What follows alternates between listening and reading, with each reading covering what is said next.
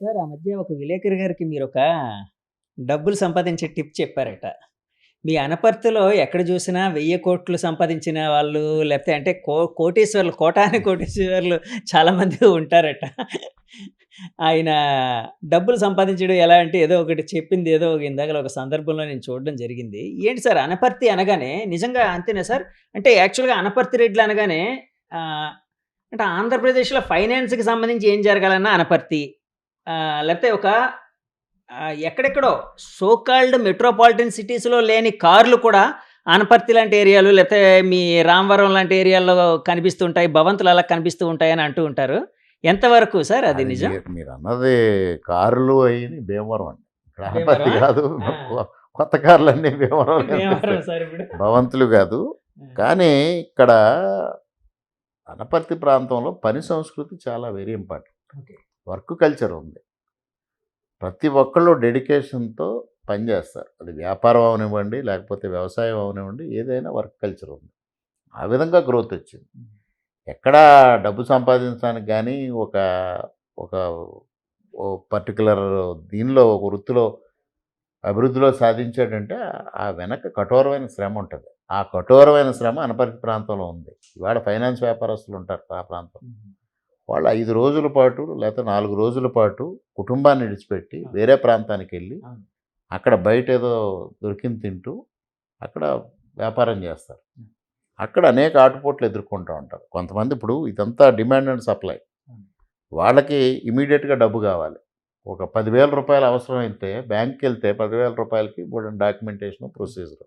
ఇది ఇమ్మీడియేట్‌గా వాళ్ళకి 10,000 వాళ్ళకి ఇంతకుముందు గతంలో ఉండే పరిచయం వల్ల వీళ్ళు మరలా తిరిగి కడతారనే ఆలోచనతో వీళ్ళిస్తారు. వాళ్ళు తిరిగి కడుతుంటారు. ఇద్దరి మధ్యన ఆ విధమైన జరుగుతా ఉంటది. ఆ విధంగా వాళ్ళు కఠోరమైన శ్రమ చేసి ఆర్థికంగా ఉన్నతి చెందితే ఏదో ఆర్థికంగా ఎదిగారు, ఎదిగారు, ఎదిగారనేది తప్పించి ఆ వెనకాలుండే శ్రమ ఎంతుందనేది ఎవరికి గుర్తించట్లేదు. హ్మ్. ఆ శ్రమ విపరీతంగా శ్రమ అవునండి. పడ్డారు చాలా కాబట్టే చాలా ఇది ఉంటది. అవును. Over a period of time అత్యద్భుతంగా గ్రో అవును. అయ్యారు. అవును. కానీ అనపర్తి అంటే అక్కడైతే ఆ ప్రాంతాన్ని చూడగానే ఒక రకమైన అంటే ధనవంతులుండే ప్రాంతంగా భావించొచ్చు కదండీ! అంటే ఇవాళే కాదండి. రెడ్డి రాజులు రాజమహేంద్రవరాన్ని పరిపాలించేటప్పుడు, అనపోతారెడ్డి రాజమహేంద్రవరాన్ని పరిపాలించేటప్పుడు, హ్మ్. అనపోతారెడ్డి ఒక యుద్ధానికెళ్ళాడు. ఆ యుద్ధానికెళ్తా ఉంటే అక్కడ ఇప్పుడు రాజమండ్రిలో వేణుగోపాల స్వామి ఆలయం ఉంది. వేణుగోపాల స్వామి రాజమండ్రి క్షేత్రపాలకుడు. ఓకే. ఆ వేణుగోపాల స్వామికి ఆయన ఒక మొక్కుకున్నాడు. నేను ఈ యుద్ధంలో విజయం సాధిస్తే నా రాజ్యంలో సుభిక్షంగా ఉన్న ప్రాంతాన్ని నీకు దత్తత ఇస్తాను అని. ఆ యుద్ధంలో విజయం సాధించిన తర్వాత అనపర్తిని ఆయన వేణుగోపాల స్వామికి దత్తత ఇచ్చాడు. ఆహా! అంటే ఆ రోజుల్లోనే అనపోతారెడ్డి గారు రాజ్యం ఏలే రోజుల్లోనే అనపర్తి ప్రాంతం సుభిక్షమైన ప్రాంతం అని చరిత్రలో అబ్బా! వెళ్తోంది. ఓకే. ఆ హ్మ్. అనపోతారెడ్డి పేరు అనపోతవరం. అనపోతవరం కాలక్రమేణా అనపర్తి అయ్యింది. ఓహ్! అంటే చాలా ఇదుందండి. అంటే అంటే అనపర్తి వందల సంవత్సరాల అవును. క్రితమే సుభిక్షమైన ప్రాంతం అది. అవును. అవును. సార్ అయితే ఇప్పుడు అంబటి గారు జైలుకి వెళ్లారు. తర్వాత ఎవరు సార్ ఆ నాయకుల్లోని? తప్పు చేసిన వాళ్ళు వెళ్తారు. ఎవరు అలా తప్పు అలా చేస్తే కాదు.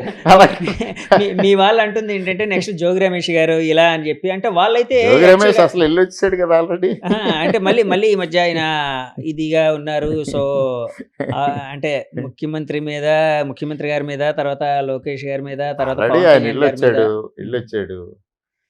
ఎవరు తప్పు చేస్తే వాళ్ళెళ్తారు. ఎవరు ఉండదు కదా! నంబరింగ్ కానీ, ఏమి కానీ, ఉండదు. కానీ వినిపిస్తున్న మాటేంటంటే వాళ్ళ అభిమానుల నుంచి కావచ్చు, వాళ్ళ అనుయాయుల నుంచి కావచ్చు.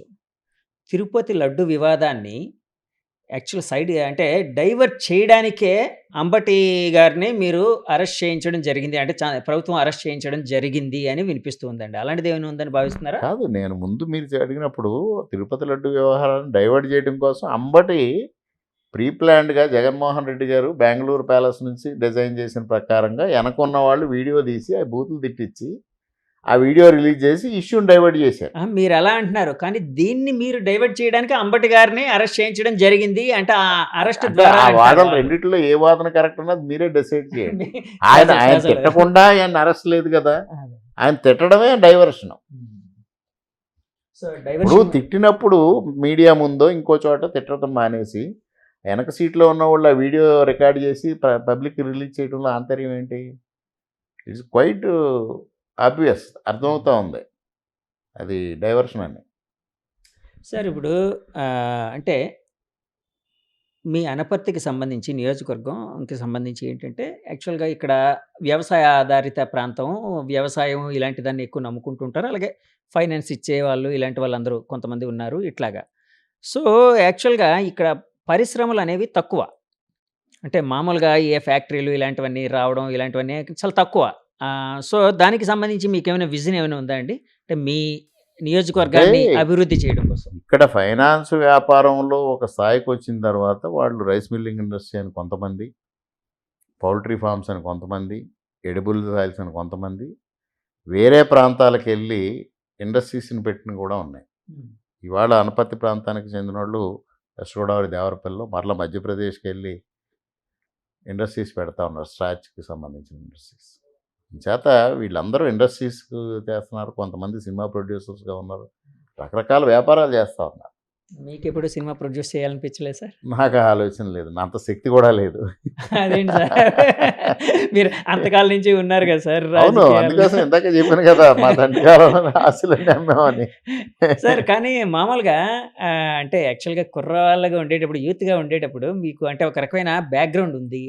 సినిమాలంటే కూడా అభిమానం ఉంది. ఎప్పుడైనా ఆర్టిస్ట్ అవుదామని అట్లాగైనా అనిపించిందా అలాంటి సార్? ఆలోచన ఎప్పుడూ రాలేదు సార్. అంటే ఎందుకంటే అన్నగారి అభిమాని అన్నారు కదా! అందుకని నేను అడుగుతున్నాను. నందమూరి తారక రామారావు గారి అభిమాని నేను అన్నారు కాబట్టి. నందమూరి తారక రామారావు గారి సినిమాల్లో అభిమాని కాదండి, హ్మ్. రాజకీయ నాయకుడిగా ఆయన ఒక్కసారి పెను మార్పు వచ్చింది ఆయన ఓకే. వల్ల. ఓకే. అప్పటి వరకు కాంగ్రెస్తో రాజకీయం జరిగితే అది అవినీతి రాజకీయాలను ఒక్కసారి కోకటి వేళ్లతో వాళ్ళని పేకిల్చేసి ఇందిరాగాంధీకి వ్యతిరేకంగా రాజకీయం సో, నడిపిన వ్యక్తి. రాజకీయ నాయకుడిగా నందమూరి తారక రామారావు గారిని అభిమానిస్తున్నారు. సో, సినిమా ఆర్టిస్ట్‌గా సినిమా ఎవరిని రంగంలో నాకెవరు అభిమానులు అది లేదు. ఏం లేరు. ఓకే. సో, ఈ కైండ్ ఆఫ్ అంటే ఫ్యాక్టరీస్ ఇలాంటివి అన్నీ మీ దగ్గర అంటే ఇలాంటి పరిశ్రమలన్నీ ఉండడం వలన ఇంకా అభివృద్ధి చెందుతూ ఉందనేది మీ మా ప్రాంతం అభివృద్ధి చెందుతానే ఉంది. హ్మ్. ఎక్కడైనా పరిశ్రమలు వస్తే ప్రధానంగా మీకు గోదావరి జిల్లాలో ప్రధానమైన పరిశ్రమలు తీసుకురావడానికి ప్రభుత్వానికి కానీ ఉన్న హద్దులు ఏంటంటే ఇక్కడ భూమి విలువ ఎక్కువ. హ్మ్. రాయలసీమ ఉత్తరాంధ్రలో ఉన్నట్టు భూమి విలువ తక్కువ ఉన్నది కానీ, లేకపోతే ప్రభుత్వ భూమి అందుబాటులో ఉన్నది కానీ ఇక్కడ తక్కువ. అందుకోసం ఎవరైనా పరిశ్రమలు తీసుకొస్తా ఉంటే ఎంటర్‌ప్రెన్యూర్‌షిప్ మా ప్రాంతంలో చాలా బాగుంది. చాలా అందరికీ పరిశ్రమల మీద అవగాహన ఉంది. రైస్ మిల్స్ కూడా మా ప్రాంతంలో చాలా పెద్ద రైస్ మిల్స్, చాలా లార్జ్ స్కేల్‌లో రన్ చేస్తూ ఉంటారు. బ్రహ్మాండమైన అద్భుతంగా బిజినెస్ చేస్తా ఉంటారు. సార్ ఇందాకలా ఒక మాట అన్నారు. అంటే ముఖ్యమంత్రి కావాలని ఎవరికుండదు ఇలాగని. అలాగే ఎమ్మెల్యే అయిన ప్రతి ఒక్కరికి కూడా మినిస్టర్ కావాలని ఉంటది. అలాంటి అభిలాష ఏమైనా ఉందా అండి? అంటే ఎందువల్లంటే అండి, అలాంటివేమైనా ఇవాళ నెరవేరాయా? మంత్రివర్గ కూర్పు అనేది సామాజిక వర్గాల కూర్పు, హ్మ్. ప్రాంతాల కూర్పు. అందువల్ల తూర్పుగోదావరి జిల్లాలో రెడ్డి సామాజిక వర్గం నుంచి మంత్రి పదవి ఆశించడం అనేది అవివేకం, అది జరగని వ్యవహారం. అందువల్ల ఆలోచనే లేదు. మా తండ్రి గారు 4 సార్లు చేసినా ఆయనకే రాలేదు కదా, అందువల్ల ఆ ఆలోచనే లేదు. ఒక బాధ్యత వచ్చింది, ఆ బాధ్యతను సక్రమంగా నెరవేర్చాలి అంతే. That's all. ఏంటి సార్ ఇంకా మీకు ఇంకా యాంబిషన్స్ ఏమైనా ఉన్నాయండి? డ్రీమ్స్ అలాంటివి? రాజకీయంగా కావచ్చు, వ్యక్తిగతంగా కావచ్చు. ఏముంటాయండి, మనకున్న బాధ్యతను సక్రమంగా నిర్వర్తిస్తే ప్రజలు మనల్ని ఆశీర్వదిస్తే చాలు.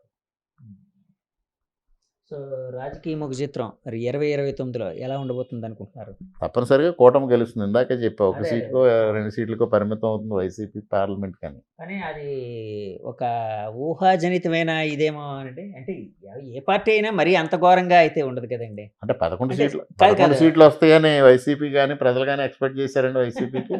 అలా అంటారా? అలా కాదు సార్. అంటే నా ఉద్దేశ్యం ఏంటంటే అప్పట్లోని గట్టిగా అంటే గెలుస్తది అనుకున్న టీడీపీ పార్టీ కూడా 23కే పరిమితం అవ్వడం ఇలాంటివి జరిగాయి గదా! మరీ ఇదిగా ఉండదు కదా! మరి సింగిల్ డిజిట్‌కెళ్ళదు కదా! అని నా ఇప్పుడు ఉద్దేశ్యం. కాంగ్రెస్ 294 సీట్లు ఉన్నప్పుడు 26 సీట్లతో అపోజిషన్కి వచ్చింది. అప్పుడు కూడా అపోజిషన్ స్టేటస్ దక్కల. ఆ రోజు ఎందువల్ల వాళ్ళు అవినీతి అంటే 1989లో తెలుగుదేశాన్ని ఓడిస్తే 1989-94 వాళ్ళు మరలా పాత కాంగ్రెస్ విధానాలు అవలంబించడం వల్ల వాళ్ళు ఆ విధంగా పరిమితం చేశారు. ఆ రోజు 294 సీట్లు ఉన్న అసెంబ్లీలో 26 అంటే ఆల్మోస్ట్ సింగిల్ డిజిట్ లెక్క కదా. అంతే, జరగకూడదు ఏముంది. ఇవాళ మీకు తమిళనాడులో జరగలేదా, కరుణానిధి వర్సెస్ జయలలిత జరిగినప్పుడు సింగిల్ డిజిట్కి పరిమితమైన రోజులు లేవండి. సో మీరు కూడా అలాంటి నినాదం ఏమైనా ఎత్తుకునే అవకాశం ఉందా అండి? కూటమి వై నాట్ 175 గాని, లేకపోతే ఇంకా పెరిగితే వై నాట్ 200 గాని? అది అహంకారంతో ఎత్తుకున్న స్లోగన్ అండి. ఓకే. అందుకోసమే ప్రజలు తిరస్కరించారు. అంటే అహంకారానికి, కాన్ఫిడెన్స్‌కి ఆ చిన్నది గీత ఉంటుంది కదండీ! ఆ గీత ఆయనకి తెలీదు. ఆయనకి కాన్ఫిడెన్స్ అనేది తెలీదు, అహంకారం తప్పించి. అంటే ఈ మధ్య వాళ్ళు అంటున్నారు జగన్ గారు ఈ మధ్య కాన్ఫిడెన్స్ అనేది ఎక్కడ ఎక్స్‌ప్రెస్ చేస్తామండి? వితిన్ ది 4 వాల్స్ మన నాయకుల దగ్గర మనం ఇదిగో ఇది మన పరిస్థితి ఇది. మనం ఇది చేసాం. సో, మనం ఇట్లాగేస్తాం. మనం ఇట్లాగ అనుకుంటున్నాం. మనం ఇట్లా చేస్తాం. సో, మీరు కూడా ఇట్లా కాన్ఫిడెన్స్ బిల్డప్ చేయండి అనేది ఒక మోటివేట్ చేయడానికి మాట్లాడతారు. ఈయన అహంకారంతో వై నాట్ 175 అని మాట్లాడాడు. కానీ ఇంక్లూడింగ్ కుప్పం అని మాట్లాడేవాడు. అవునవును. చంద్రబాబు హ్మ్. మొట్టమొదట ఓడిపోయేది చంద్రబాబు నాయుడు గారు అన్నట్టు కూడా వాళ్ళు చెప్పడం జరిగింది అప్పట్లోనే. తర్వాత ఓడిపోయేది లోకేష్ గారు, ఆ తర్వాత పవన్ గారు ఇలాగన్నట్టు చెప్పుకోవడం జరిగిందండి. సార్ మీరు ఇందాకటి నుంచి జగన్ గారిని అహంకారం, అహంకారం అంటున్నారు కదండీ! అంటే కానీ ఈ మధ్య ఆయన చాలా కాన్ఫిడెంట్‌గా ఒక మాట అయితే చెప్పారు. నెక్స్ట్ ఎలక్షన్‌లో విన్ అవ్వబోయేది మేమే. ఇప్పుడు మమ్మల్ని ఎవరైతే వేధిస్తున్నారో పోలీసులు కావచ్చు, అధికారులు కావచ్చు ఎవరిని మేము వదిలిపెట్టాం. ఇదే మాట మీరు ప్రతిపక్షంలో ఉండేటప్పుడు, మీరు means I mean Chandrababu Naidu గారు ప్రతిపక్షంలో ఉండేటప్పుడు మీ నాయకులు కూడా ఎక్స్‌ప్రెస్ చేయడం జరిగింది. ఇప్పుడు జగన్ గారు ఎక్స్‌ప్రెస్ చేస్తున్నారు. అలాగే ఆయన 2.0 అంటున్నారు. నేను అప్పటి వరకు జగన్‌ని ఇప్పుడు జగన్ 2.0 వస్తున్నాడు అన్నట్టు వాళ్ళ నాయకులు కూడా చాలా గట్టిగా చెప్తున్నారు. అంటే ఆ కాన్ఫిడెన్స్ లేకుండా చెప్పరు కదా! అనేది నా క్వెషన్. అంటే 2.0 అంటే అర్థం ఏంటండి? 1 లేటెస్ట్ పాయింట్ వెర్షన్ అన్నట్టు. 1 లేటెస్ట్ కాదు వెర్షన్. 1.0 చూసే ప్రజలు తిరస్కరించారు. ఏ నాయకుడైనా నేను 2.0 అంటే దాని అర్థం ఏంటి? నేను అభివృద్ధో, సంక్షేమమో ఈ విధంగా అలా కాకుండా ఇలా చేస్తానని చెప్పాలి గానీ, నేనొస్తే అంతు చూస్తాను, తాట తీస్తాను, పొడుస్తాను, నరుకుతాను అంటే ప్రజలు ఇస్తారా? 1.0కే ఆయన తిరస్కరించారు. ఇక 2.0కి టోటల్‌గా సమాధి చేసేస్తారు. ఓకే. సో, ఆయన అంటే వాళ్ళ క్యాడర్‌ని సంతృప్తిపరచడానికి చెప్తున్న మాటలు అనుకోవచ్చు అంటారా? అంటే క్యాడర్ ఇవాళ దూరంగా ఉన్నారండి. ఇవాళ ముఖ్య నాయకులు ఎవరున్నారు సార్? ముఖ్య నాయకులు ఎవరు కూడా ఉన్నారు చెప్పండి? అప్పట్లో ఆయనకి నంబర్ 2గా ఉండే విజయసాయి నేను రెడ్డి గారు ఇటీవల ఎళ్ళిపోయారు. కాలంలో హైదరాబాద్‌లో ఒక ఆయనకి అత్యంత సన్నిహితంగా ఉన్న ఒక మాజీ శాసనసభ్యుడిని కలిసాం. ఒక ఫంక్షన్‌లో. ఓకే. ఆయన చెప్పాడు, మమ్మల్ని పిలిచి తిట్టమనేవాడు. చంద్రబాబు నాయుడుని తిట్టండి, లేకపోతే ఆళ్ళని తిట్టండి, ఈళ్ళని తిట్టండి అని. నేను చాలా సందర్భాల్లో చెప్పాను. అన్నా నువ్వు ఇలా తిట్టమంటే నేను రాజకీయాల్లో విరమించుకుంటాను గానీ, నేను అట్లాంటి పనులు చేయలేను అని. ఇప్పటికీ ఆయన బెంగుళూరు ప్యాలెస్‌లో కూర్చొని నేనే ముఖ్యమంత్రి అనుకుంటున్నాడు. ఇక్కడికొచ్చి క్షేత్రస్థాయిలో ఆయన ఏం చేస్తున్నాడు? ఏం చేయట్లేదు కదా! ఎళ్లి పరామర్శల పేరుతో విధ్వంసం సృష్టించటం, లేకపోతే అరాచకం సృష్టించటం, లేకపోతే హడావిడి చేయటం తప్పించి, ఒక రియలిస్టిక్‌గా క్షేత్రస్థాయిలో ఉన్న పరిస్థితి చూసి, ఈ క్షేత్రస్థాయిలో ఇదుంది, ఈ ఇష్యూ ఉంది. ఈ ఇష్యూని నేనొస్తే ఈ విధంగా అడ్రెస్ చేస్తాను అనేది ఎక్కడైనా మాట్లాడుతున్నాడా? అదే కదండీ రాజకీయాలకు కావాల్సింది. ఇప్పుడు రాహుల్ గాంధీ గారు ఎందుకు ఫెయిల్యూర్ పొలిటీషియన్ అయ్యాడు? మోడీ గారికి ఎందుకు ఆయన ఇది అవ్వలేకపోతున్నాడు? మ్యాచ్ చేయలేకపోతున్నారు. ఇవాళ అదే పరిస్థితిలో జగన్ గారు కూడా రేపు. సో, లోకేష్ గారు ఒక మోదీ గారు అంటే మామూలుగా మీరు అన్నారు కాబట్టి నేను చిన్న కంపారిజన్. మోదీ గారు, రాహుల్ గారిని ఎలాగైతే కంపేర్ చేయలేమో అలాగే లోకేష్ గారిని నేను ఇందాకే చెప్పాను. యాహ్! ఒక చురుకైన వ్యక్తికి, ఒక ముద్దబ్బాయికి ఉన్న తేడాన్ని వాళ్ళిద్దరిని ఇందాక కంపేర్ చేసినప్పుడు చెప్పా.